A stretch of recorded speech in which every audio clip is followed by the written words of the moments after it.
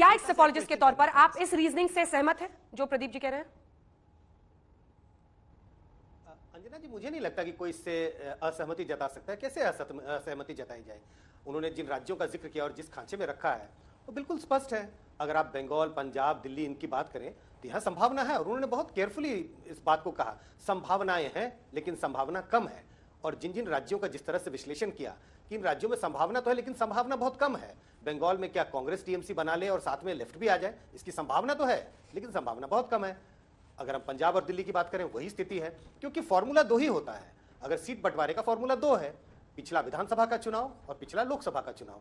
जिस चुनाव में जिस भी फॉर्मूले को आप बनाएं और जिस पार्टी को ज्यादा वोट होता है, पार्टी भले हारी हुई हो, या पहला तो आधार ये होता है अगर पिछले चुनाव में आपकी पार्टी उस सीट पे जीती है, वो सीट आपके पाले में जाता है, और अगर नंबर 2 पे रही थी तो वो सीट आपके पाले में जाएगा। अब देखिए, दिल्ली और पंजाब का मैं जिक्र करता हूं तुरंत। पंजाब की पिछले चुनाव में 8 सीटें कांग्रेस के पास थी, लोकसभा की सीटें। अगर उस आधार पे जाएंगे तो कांग्रेस कम से कम 8 सीटों का डिमांड करेगी, और आम आदमी पार्टी ये कहेगी कि भाई लोकसभा का चुनाव तो 19 में हुआ था, उसके बाद 22 में विधानसभा का चुनाव हुआ, और विधानसभा चुनाव में तो हम बहुत आगे हैं आपसे, तो विधानसभा का चुनाव को पैमाना बनाया जाए। अब इस पे कैसे सुलह होगी? क्या आम आदमी पार्टी 8 सीटें कांग्रेस को पंजाब में देने को तैयार हो जाएगी? दिल्ली में भी वही हाल है।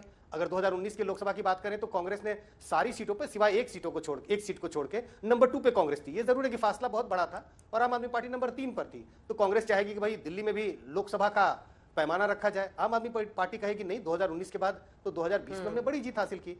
तो ऐसे कई मतभेद हैं, ऐसे कई कंट्राडिक्शंस हैं। अब आंध्रा, तेलंगाना, इन सब चीजों का राज्यों का जो जिक्र किया, इसको कौन झुठला सकता है? मुझे नहीं लगता कि इसको झुठलाया जा सकता। और प्रदीप जी ने जिस तरह से राज्यों का एक तरह से अलग अलग हिस्सों में बांटा, बिल्कुल सही है, मैं पूरी तरह सहमत हूं। ठीक है आशुतोष जी, अब आपके पास आते हुए, बात जब लोकसभा चुनावों की होती है तो हम उस हिस्से पर आते हैं जहां पर कहा जा रहा है कि शंका है, संभावनाएं कम है। उसका एक बेस है इस शक के पीछे। जैसा कि दोनों ने बताया, दिल्ली में ही अगर आप सीटें देख लीजिए तो आम आदमी पार्टी लोकसभा चुनाव में तीसरे नंबर की पार्टी थी। बीजेपी सारी सीटें जीतती है, नंबर 2 की पार्टी कांग्रेस है। ऐसे में वो कहेंगे कि हमें ज्यादा सीटें मिलनी चाहिए। क्या कांग्रेस, आप दिल्ली, पंजाब जैसी जगहों पर, टीएमसी, कांग्रेस लेफ्ट, पश्चिम बंगाल जैसी जगहों पर एक फॉर्मूला निकाल पाएंगे स्मूथली?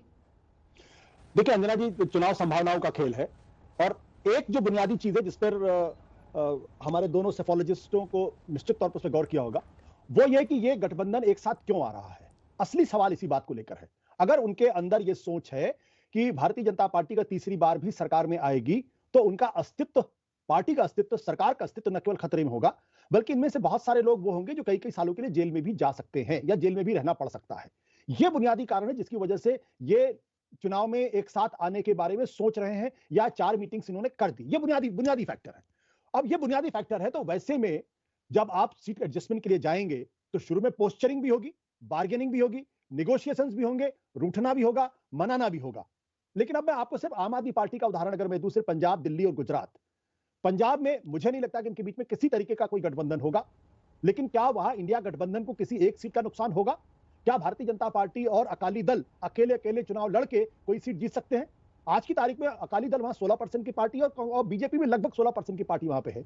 आम आदमी पार्टी और कांग्रेस एक दूसरे के खिलाफ प्रमुख विपक्षी दल हैं। लोकसभा के चुनाव को अगर देखेंगे तो वहां कांग्रेस का पलड़ा भारी है और आम आदमी पार्टी का पलड़ा पीछे है। लेकिन मैं उसको दूसरे पर्सपेक्टिव से देखता हूं।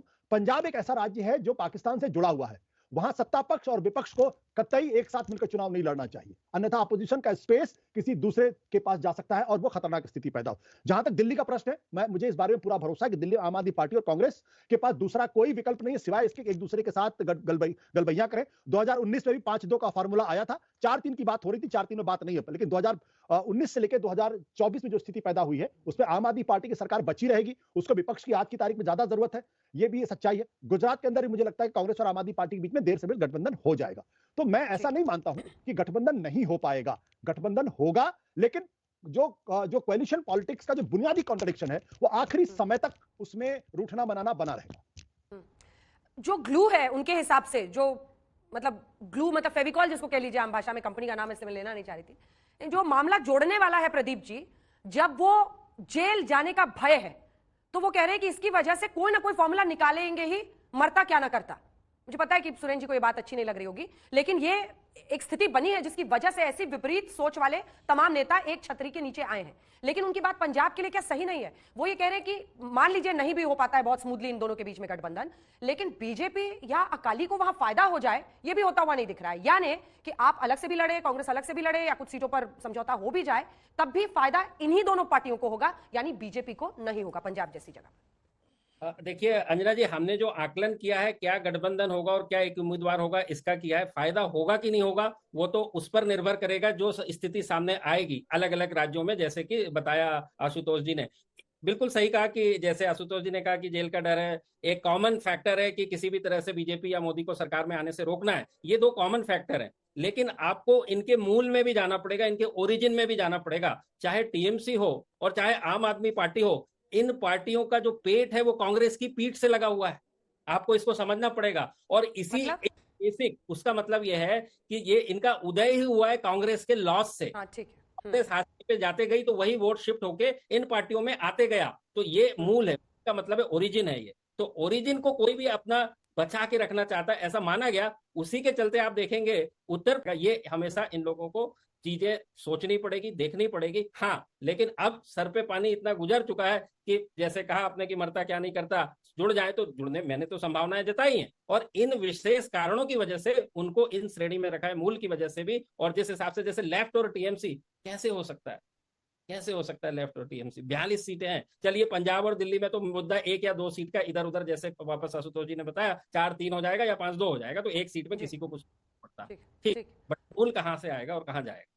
सुरेन जी से एक प्रतिक्रिया ले लेती हूं, उसके बाद प्रेम शुक्ला जी आपके पास आ रही हूं। सुरेन जी सब की बात का जवाब देना चाह रहे हैं। सुरेन जी, जिन राज्यों से भारत जोड़ो यात्रा 2.0 जिसका नाम भारत न्याय यात्रा है, राहुल गांधी गुजर रहे हैं, मणिपुर से होते हुए वो असम, मेघालय, बंगाल, उड़ीसा, उत्तर प्रदेश, मध्य प्रदेश, राजस्थान, गुजरात, महाराष्ट्र जा रहे हैं। 355 कुल सीटें आती हैं, 355। 2019 में कांग्रेस पार्टी ने 14 सीटें सिर्फ जीती थी इन राज्यों में। कैसे? मतलब सवाल यह है कि एक तो उस ग्लू पर भी जवाब दीजिए, ये सिर्फ प्रधानमंत्री या बीजेपी का कहना नहीं है, तमाम पॉलिटिकल एनालिस्ट भी मानते हैं कि ये गठबंधन मजबूरी है, अस्तित्व की मजबूरी है, जेल से बाहर रहने की मजबूरी है कि किसी तरह से जेल से बच जाए। ऐसे में क्या वाकई आप लोग समझौते की सूरत बना पाएंगे और ऐसी जादुई छड़ी राहुल जी निकाल लेंगे भारत न्याय यात्रा से कि बाजी पलट देंगे? 355 सीट्स, 14 आउट ऑफ 355। अंजना जी, आपकी बात से मैं पूरी तरीके से मैं कोई प्रतिकार नहीं कर रहा हूं। अब मैंने पत्रकार मित्रों का और एनालिस्टों का को गुरु मानना शुरू कर दिया, इसलिए अब कोई प्रतिकार नहीं। हम तो कहते हैं कि हमारे पास 355 में से 14 सीट हैं। ये बात अपने आप में ऐतिहासिक सत्य है और यही हमारे लिए एक संभावना भी है और भारतीय जनता पार्टी के लिए यही एक बड़ा डर भी है।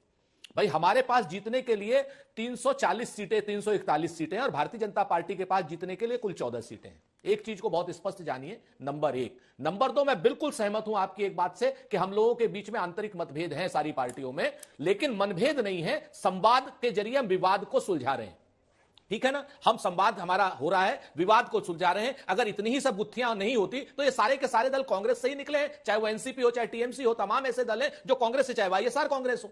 तो हमारे अंदर विवाद थे, अब हम संवाद कर रहे हैं और संवाद हम सिर्फ इसलिए कर रहे हैं कि मायावी शासन जो संविधान को कहीं ना कहीं तोड़ रहा है, मरोड़ रहा है या खत्म करने की कोशिश कर रहा है, और सारे के सारे जो इंस्टीट्यूशंस हैं, जिसमें क्या नाम मीडिया भी एक बड़ा इंस्टीट्यूशन है, सबको या तो अपने पीछे रखने की कोशिश कर रहा है या खत्म करने की कोशिश कर रहा है। इसके विरोध में कहीं ना कहीं हम एक हो रहे हैं, तमाम अपने मतभेदों के बावजूद। और रही बात जैसे आपने कही कि भाई क्या होगा क्या नहीं होगा, तो सच बात तो हम एक ही बात कहते हैं ना अंजना जी, जब बुआ के मूंछ होगी तभी तो उसको चाचा कहिएगा। आज की डेट में भारतीय जनता पार्टी और उनका समर्थक वर्ग परेशान है अपने आप को रिटेन करने के लिए, और हमारे पास, हमारे अंदर उत्साह है पूरी तरीके से, क्योंकि हमारे पास विकास की असीमित संभावना है। सिर्फ 355 में 14 सीट हैं जीती है हमारे पास, बाकी 341 सीटों को जीतने की हमारे पास पूरी संभावना है। मध्य प्रदेश की आप बात ले लीजिए, राजस्थान की ले लीजिए, छत्तीसगढ़ की ले लीजिए। आपको मैं सिर्फ एक आंकड़ा दे रहा हूं कि पिछले 1 साल में 9 जगह चुनाव हुए अंजना जी, 5 जगह भाजपा हारी और 4 जगह जीती। लेकिन भाजपा और उनके साथी ऐसा हल्ला मचा रहे हैं जैसे उन्होंने जग जीत लिया है।